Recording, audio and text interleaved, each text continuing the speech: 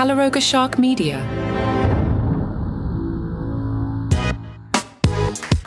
Very, very robust one today for a Monday, and especially a summer Monday. Hi, I'm Johnny Mac with your daily comedy news.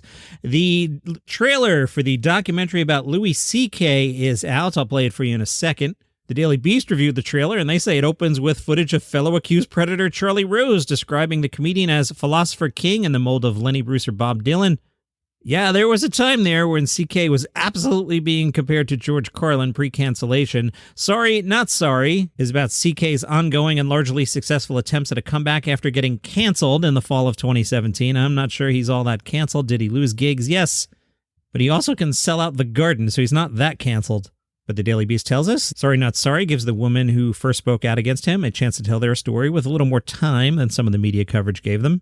The documentary premiered at the Toronto International Film Festival. It will hit theaters and video on demand on July 12th. I'm not sure how wide of a release this is going to get, and the video on demand bothers me as a little strong, but I'd like more people to see this, and video on demand means you're going to have to go out of your way to be like, oh yeah, this even exists, and now that I know it exists, I want to throw some money in its direction. I wish this were just streaming on Netflix or something, so it could be more widely discussed. Let's play the trailer here, a little longer than I usually do for an audio excerpt, but I think you need to hear. I'm going to play most of the trailer. I'll chop it a little part where there's just some music. And a slight warning for language here as they describe the things that Louis was doing in colloquial language. Comparisons to Lenny Bruce, comparisons to Bob Dylan, comparisons to being a sort of philosopher king. Jesus. When I said I wanted to work with Louis C.K., I should have been more specific as opposed to like how it all panned out. Most female comedians quit because it's just a series of indignities that they have to suffer their entire life. Because you've been socialized in this world where men get to treat women however they want. If he's done this stuff and he's denied it, we just thought, well, let's see how much of a story there is there. We got the sense that there were going to be other women. They were told to keep quiet. People are scared. They want to be on his side for work. He didn't use the word sorry, but he wrote a whole essay explaining that he knew he did something wrong. He got caught. The man got caught. I was like, well, the fact that I thought it wasn't my problem is the problem. Like, that's exactly the problem. Louis did what? What is I don't know. How do we deal with this? How do we welcome people back or not welcome people back? Usually, white men get away with the stuff that they do. Like, you know he's coming back, right?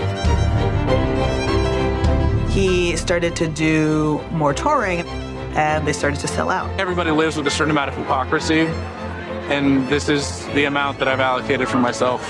Making fun of the victims is still good for business. Women are hurting and feel like they're crazy because everyone's letting all these predators back. Not only did he get away with it, he's like rubbing it in all of our faces. Director Caroline Suh says while Louis C.K. certainly lost a lot in the process, he still has a lot of fans who don't really know or care about what happened. I think you could say that a lot of women are canceled because before they even get a chance to do something, because as we try to show in the film, building or having a career after something like this happens can become more difficult in an already difficult field like comedy. It can be easy to just focus on Louis and what we think should or should not happen to him, but the film shows that Louis' behavior was an open secret for a long time. I think we also need to look at the role we play in these kinds of stories and whose careers we work hardest to protect. John Mulaney spoke to The Wrap about his late-night show. Mulaney did a lot of press late last week. That makes me think something's up. Somebody's laying the groundwork for something. Mulaney told The Wrap, the best thing about Everybody's in L.A. is we didn't have time to learn. There was something great about not learning. I wouldn't want to lose that, but I don't know how you wouldn't lose that.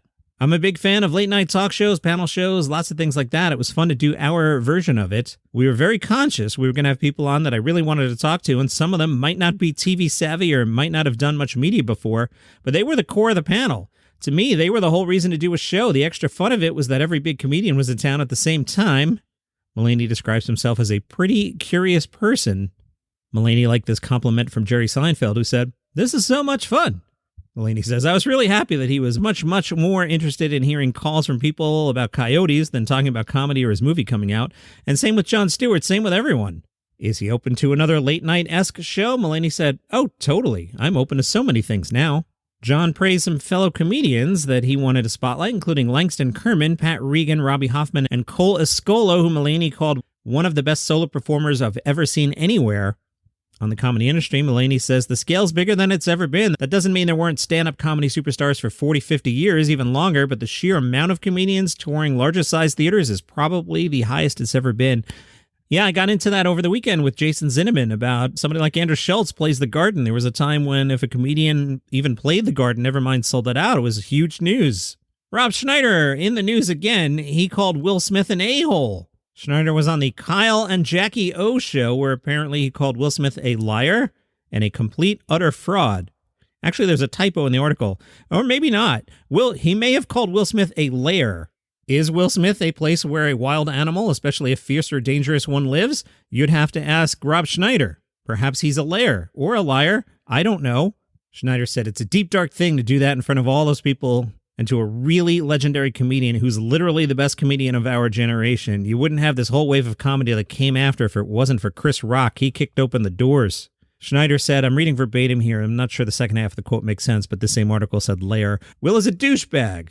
The thing is, that's how politically correct the Academy is, that they were so cowardly, because if I would have done that, they would have been hauled off to prison.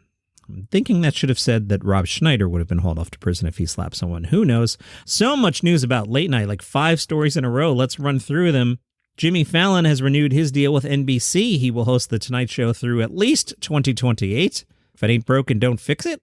NBC suit Mark Lazarus in a statement says, for nearly 30 years, Jimmy Fallon has brought laughter into the homes of millions and charmed audiences from the stages of 30 Rock.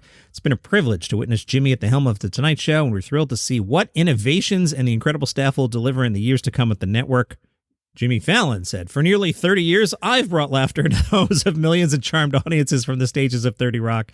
It's been a privilege to be at the helm of The Tonight Show, and I'm thrilled to see what innovations me and the incredible staff will deliver in the years to come at the network.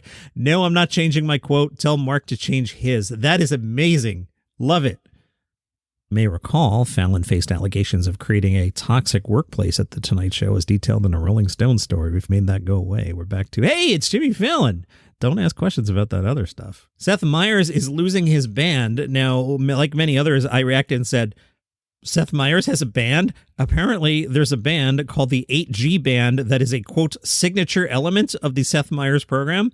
Now, to be fair, I don't know if I've ever seen Late Night with Seth Meyers. I've seen clips. I don't think I've ever actually watched it. Apparently, he had a band. They're leaving.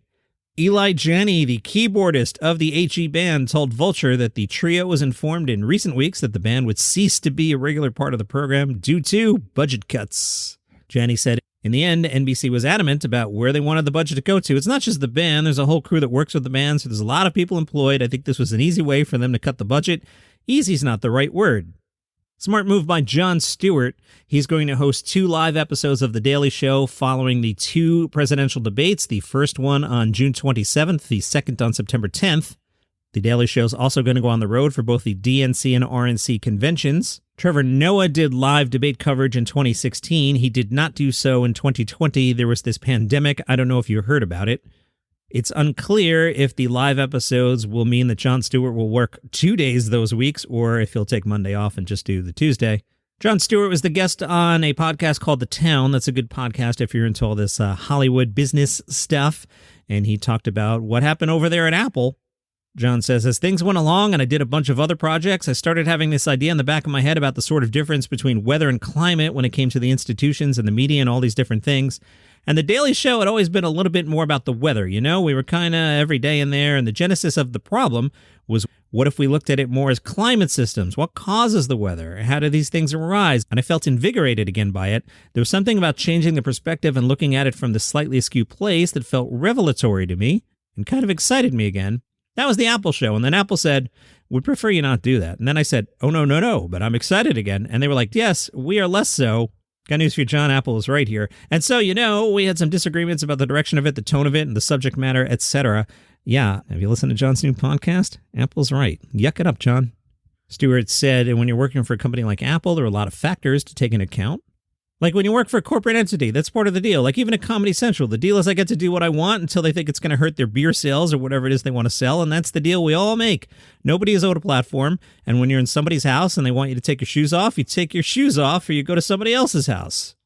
Taylor Tomlinson has been renewed through the 2024-25 TV season. Amy Reisenbach is a CBS student who said Taylor is a gifted comedian who brings a unique voice, energy, and plenty of riz to late night. I learned riz is a real word thanks to the show. It's the little things. I'm glad she added that because I was going to totally rip that quote. Ratings for the show overall are lower than what James Corden was doing. However, we're told it's a solid ratings performer in 18 to 49. And again, if you factor in budget, probably makes more money. Who knows? From the Vatican News, your home for comedy news, the comedians were over there at the Vatican on Friday. I wasn't there. Deacon Mike, who knows a lot of bishops. I've seen Deacon Mike talking to bishops. They clearly know him. So, he might not know the Pope, but he knows people who knows the Pope. Did he hook me up with an invite to the Vatican? He did not. Imagine what this episode could have been. Instead, I'm playing Louis C.K. trailers. Thanks, Deacon Mike. The Pope said, because laughter is contagious, it can break down social barriers and create connections. Vatican News tells us the Holy Father went on to highlight another miracle of comedians, the ability to make people smile, even when tackling serious issues. The Pope said, I can't believe I'm saying the Pope said. I don't think that's ever come up on the show before, other than last week. The Pope said, you denounce the excesses of power, give voice to forgotten situations, highlight abuses, point out inappropriate behavior, but without spreading alarm and terror, anxiety, or fear. Divine wisdom, practice your art for the benefit of none other than God himself, the first spectator in history. Remember this, when you manage to bring intelligent smiles to the lips of even a single spectator, you also make God smile. We can even laugh at God, just as we play and joke with those we love. But the Pope pointed out this must be done without offending the religious feelings of believers, especially the poor. Continue to cheer people up, especially those who find it hardest to look at life with hope. Help us with a smile to see reality with its contradictions and to dream of a better world. Some more coverage of this event. Remember I mentioned I didn't think there was a comedian named James Martin? There might be a comedian named James Martin, but that comedian was not invited to the Vatican. It was indeed Father James Martin, S.J., as I suspected, but he was on the list of comedians. Don't know why. Doesn't matter. According to reports in the media, Jimmy Fallon was seen larking around the front of the audience hall before proceedings got underway. He was reportedly quickly told to take a seat as the Pope was about to walk through the door. Conan O'Brien described his meeting with the Pope and said, well, it was brief. He spoke in Italian, so I'm not quite sure what he said. It was quick. I had a wonderful time. If you took the weekend off, hey, in the Northeast, the weather was gorgeous. I don't blame you. But go back and listen to Saturday's episode where I talked comedy with New York Times critic at large Jason Zinnemann. I think you'll like that one a lot. The upcoming week, I have already recorded 80 minutes or so before the edit with Mike Chisholm, who hosts the Letterman podcast. We got all nerdy about David Letterman, so that'll be coming up on Saturday. A nice benefit for me is I can take the transcripts from these things and put them in the Substack. I do a Substack where I write about the media, sometimes comedy, but often not comedy. For example, Music Monday, and Wednesday is What I'm Listening To, which is podcast recommendations. So it's not a comedy newsletter. But if you'd like to subscribe to that for free, link in the show notes, but it's mcdpod.substack.com, and it's free. And why don't you just sign up and delete all the emails? At least that way I'll be like, hey, I picked up some new followers, and I'll feel good about myself. And I don't know if you read it or not, but I'll be like, ooh, followers. Also, link in the show notes, calaroga.com/merch. My business partner, Mark, he got all creative and he made some National Donuts chain t-shirts. Don't you want one? They're pretty snazzy. I'll be hawking those as we go forward. But National Donuts chain t-shirts available in the merch store. Link in the show notes. If you're on a Podcasting 2.0 app, this podcast supports value for value. If you want to throw some Satoshis my way, if you have no idea what I'm talking about, don't worry about it. If you would like this program ad-free, also a link in the show notes. Boy, those show notes are pretty busy today. calaroga.com/plus. You can get this show and a bunch of the others on the network. $4.99 a month gets you them commercial free. Comedy recommendation. You probably heard me over the weekend say I had not yet watched Connor O'Malley Stand-Up Solutions. I didn't lie, but I had taped it before I watched it. I have seen it. It's pretty good. It's on YouTube. I liked it a lot. Connor O'Malley Stand-Up Solutions, a recommendation from me. Spoilers for season 4 of The Boys. I'll give you a second here. Have you watched The Boys yet? That's what I've been watching all weekend. That's why I'm behind on my comedy specials again, as tends to happen. Plus, I was outside all weekend. It was so nice. All right, there was a cameo in The Boys, and I'm about to spoil it. Will Ferrell, hilarious as always, made a cameo in The Boys. They're making a movie about A-Train, who's kind of sort of not quite the Flash. In the movie within The Boys, Will Ferrell stars as A-Train's coach, who warns A-Train against throwing away his talents to sling yayo from gangbangers. I'm sure Will delivered it in a much funnier way than I just did. Although, I'm not sure. Coach Will Ferrell says you can either outrun this life or you can outrun yourself into an early grave. The director says, holy F, we're not going to beat that. That was effing perfect. Literal tears. Who's happy they spent 2 weekends at the Compton Youth Center now? Will Ferrell, as Will Ferrell says, I'm not giving off too much of a Blindside vibe, am I? The director says, as if that's a bad thing. Wait, what does that smell? Everyone stop. What does that smell? Is that you? Will Ferrell responds, hilarious as always, I had falafel for lunch. The director then critiques A-Train. According to showrunner Eric Kripke, one of the scenes with Will Ferrell did not make it. Kripke tells The Wrap, as you can imagine, these guys are world-class improvisers. We have so much film of them riffing and trying different things. At one point, they make out. There's just so much material there that we couldn't use it. But hopefully in the special features or deleted scenes, because they have a lot of really good stuff.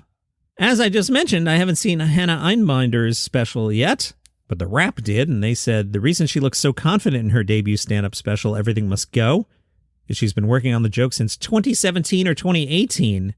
There's no comedic comparison to what Einbinder does. On one moment, she leans into a round of tried-and-true dating jokes only to subvert them at the last minute. Spoiler, as a bisexual woman, Einbinder has dubbed men idiots and women annoying. The next, she pretends to be the moon, making use of the thick red curtain most other performers would ignore. The joy of Einbinder's new special is you never know where the comedian's going to go or what to expect from her punchlines, but you always know that the journey will be interesting. That sounds good. I want to check this one out. They asked her favorite pieces of comedy. Hannah said, oh my God, that's so hard. I got to sound super interesting here. Got to be niche. Probably The Mighty Boosh, which is a wonderful character-driven sketch show. The Brits are like, yeah, we know. The Yanks are like, what's The Mighty Boosh? I think it's on Hulu.